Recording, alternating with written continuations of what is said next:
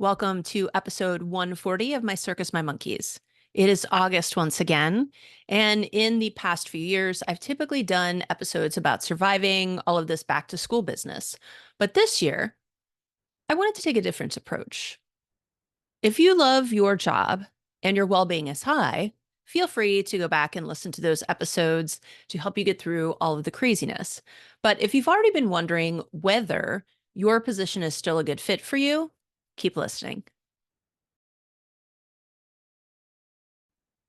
I talk about retention and turnover quite a bit on the podcast. And in those episodes, I'm usually approaching it from the perspective of, hey, supervisor, you don't want to lose your valuable team members, do you? Well, here are the things you need to do to keep them engaged and on your team. But today, we're going to reverse this perspective and talk about whether your institution and your supervisor deserve to retain you. And if they haven't been actively creating an environment that supports you as a supervisor and a person, it might be time to start looking for your next role. Now, you might be wondering, why would you even bring this up right now, Anne? It's already going to be stressful. I'm just trying to make it through until September. Yeah, I do feel a little bad about that, but honestly, there's no better time to truly assess if your supervisor and your institution have your back than right now. A marriage is for better or worse. And if nothing bad ever happens, how do you even know that's the right person to spend your life with? Plus, if you're already exhausted from the rest of the year, that in itself is telling.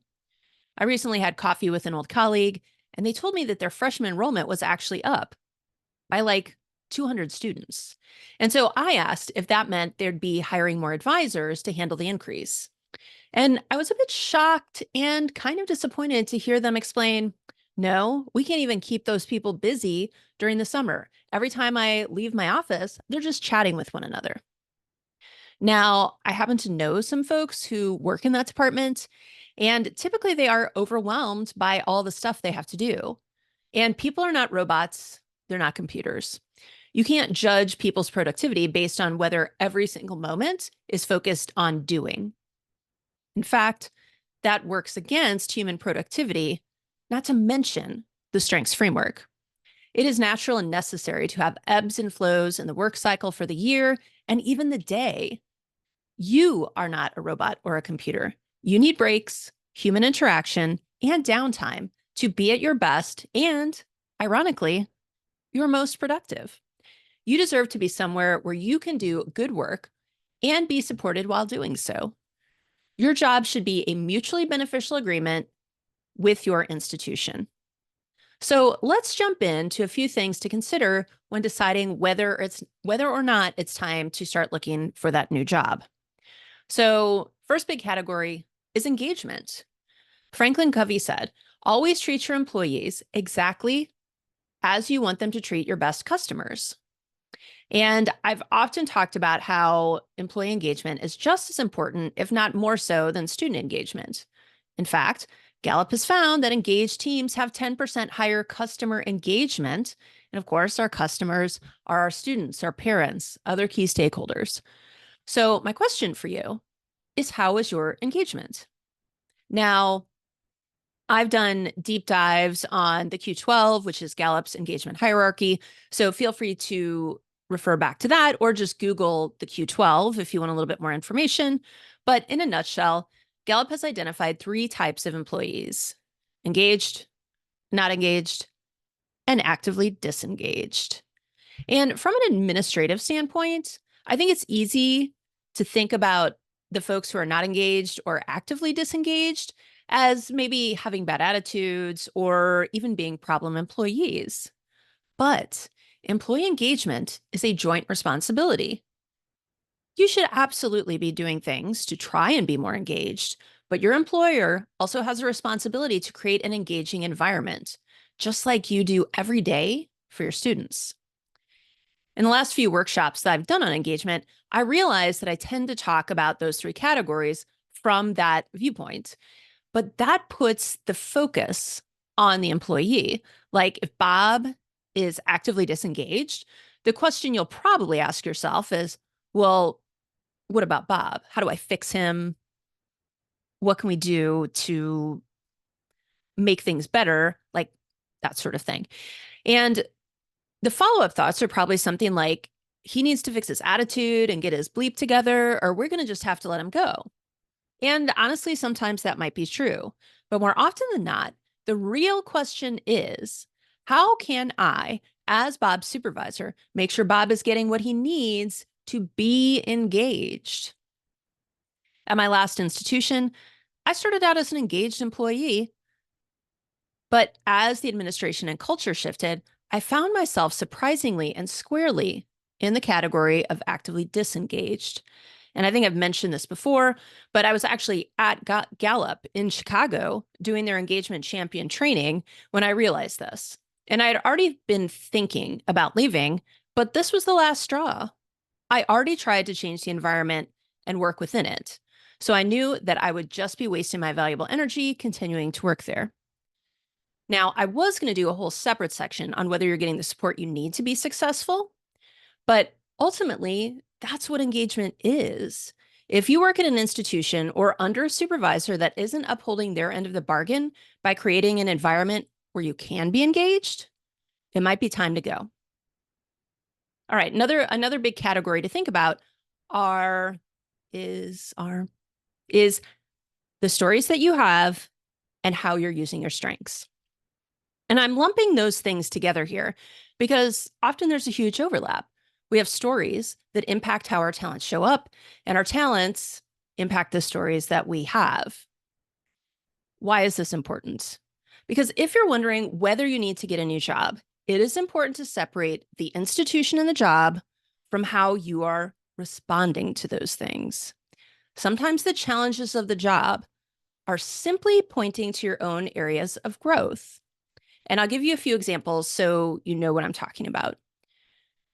If you have achiever and believe, aka have a story, that to prove your worth and or to get ahead, you always need to be going above and beyond, you're going to bring that to your new job too. So if you're exhausted and overwhelmed by the work you're doing where you are, you need to figure that out if it's the environment that's putting you under the stress or if it's you. Does that institution, does your supervisor give you an unrealistic amount of work to do? Or are you actually doing it to yourself? Another example, let's say you have responsibility and have stories around doing everything possible to support students. Are you actually being asked to volunteer for all that extra work? Or do you take it on because you believe you should? Those are two very different things. Another example, if you have a talent theme like Woo or even Relator, do you find yourself constantly behind on all your work because you're interacting and connecting with your students or your team members? I mean, yes, that's certainly part of your job to make those connections and build those relationships. But again, is it that where you work expects too much of you, or that you can't control your Woo or Relator instincts that want to constantly be connecting with those people around you? Again, two different things. So the broader question is, are your talents showing up productively? So are they showing up as strengths or are they showing up as weaknesses? And sometimes folks talk about this in terms of the shadow side of your strengths or looking at how your talents show up in terms of balconies and basements. But the question you need to answer is whether the problem is your job / supervisor / institution, or that you need to upgrade how you're using your talents and the stories driving them. Again, if it's you, you are just going to take those same things to your next job and be unpleasantly surprised that things weren't magically fixed. But if it's the job, it might be time to go. All right, the next big thing you want to think about is fit. Is your job still a good fit for you and your life? And the other things that I've mentioned kind of factor into fit as well, but I want to really focus on the job itself. How does your job fit into your current lifestyle, including well-being, values, and future goals? And hopefully, of course, when you took the job, it was a good fit. So the question really is it still? And for me, when I got my job at that last institution, It was a fantastic fit at first, but things changed. In my case, my job slowly became less and less of a good fit because there was a change in administration. I got a new direct supervisor, and they started increasing my job responsibilities without any additional compensation. And by the end, it was a terrible fit for my lifestyle, especially for my well being. And the decisions the administration were making were no longer aligned with my values.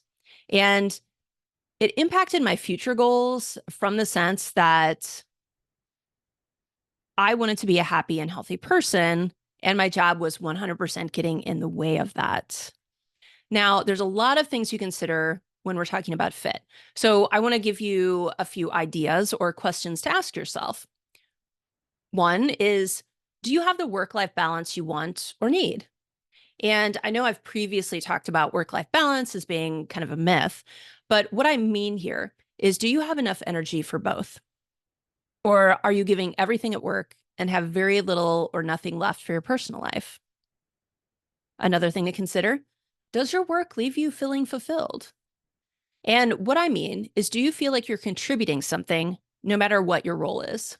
Maybe you're student facing, maybe you're not, but ultimately, do you feel good about the work you do? And just to kind of go a little bit deeper into both of those questions, are you being fulfilled or are you just exhausted? And you might be thinking, well, can't it be both? And there's absolutely nothing wrong with working hard on something you love or are passionate about, but you shouldn't have to drive yourself into the ground to do good work. Healthy boundaries are important both for your own well being and the quality of what you bring to those you serve. And if you're just bad at setting boundaries, start there and see if that changes things, which kind of goes back to one of my last points. But if your institution or supervisor doesn't give you the space for downtime or to be a human, that's a huge problem. Another thing to consider, are there opportunities for growth where you are? And when I say growth, I don't necessarily mean promotions, although that might be important as well. But do you have opportunities to expand your skills, your knowledge, or upgrade how you use your talents? And that can be traditional professional development opportunities like conferences or being a participant in the Supervisor Strengths Institute. But that can also be just taking advantage of the opportunities presented to you. Like if you have a difficult employee, how can you up your supervisor game to better navigate that? Often our challenges are just opportunities for growth, but that only works if you're in a place that supports that growth. And another way to think about this is, how are mistakes handled where you work? Are they considered opportunities for growth? Or are you afraid to make them because you might be punished? And finally, does your job offer you the stability you need right now? And I do not want you to confuse stability with a paycheck. Yes, all of us, for the most part, need a job because we need the money. But if your job is so stressful that you don't have energy for yourself or the people you love, or it's negatively impacting your well-being, you need to ask yourself, is the paycheck worth it? And again, if you come home exhausted and that negatively impacts your home life, your health, then your paycheck isn't actually stability. And remember, there are other jobs out there that can offer you stability, both financially and for your well-being. Okay, so those are the three big categories I wanted to talk about. There may be other factors that are important to you in deciding whether or not to leave. The most important thing is to make sure your reason for staying is ultimately aligned with your well-being, your values, and your goals. And it's just so easy, especially when you're stressed, to feel like you have to stay where you are because of things like, again, a paycheck, or maybe your partner's job is in the area and that's too good to leave. Maybe you're a few years away from retirement. Maybe your child is a few years away from college and you're really banking on that free tuition. Or maybe you just feel too exhausted from your job to even start looking. And those are absolutely factors to consider. But when you feel like you have no options, guess what? You don't. And you're going to think and act like a trapped animal, especially if you're running yourself into the ground where you are. Everything is going to be a fight or flight decision. But you do have choices, even if you don't feel like that. In fact, staying is a choice. And I think one of the most important things that you can do if you feel like maybe it's time for a new job is to just start looking at what's out there. Go on LinkedIn, talk to a recruiter, maybe visit a career center, not necessarily on your campus, but somewhere.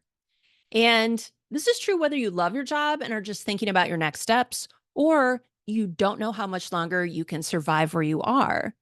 Just by looking at your options, your brain will change how you think and show up. If you're trapped, you need to frantically do everything possible to keep your job, even if it's unlikely that they'd actually get rid of you.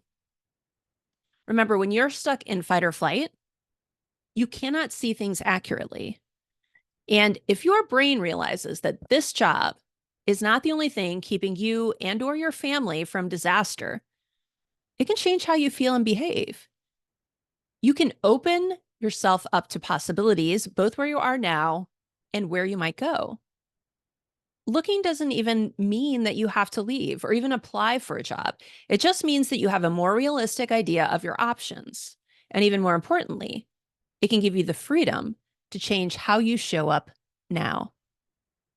If you know there's dozens of jobs you're well suited for, then maybe you don't have to kill yourself to keep this job, right? And looking can also lead you right back to where you are. Maybe this is the best fit for you right now, and it's time to look inward to upgrade your identity, that knowledge, those skills. The most important thing is being open to see things differently. And that can empower you to make the changes you need to have the life you want, whether that's changing jobs or changing how you show up where you are.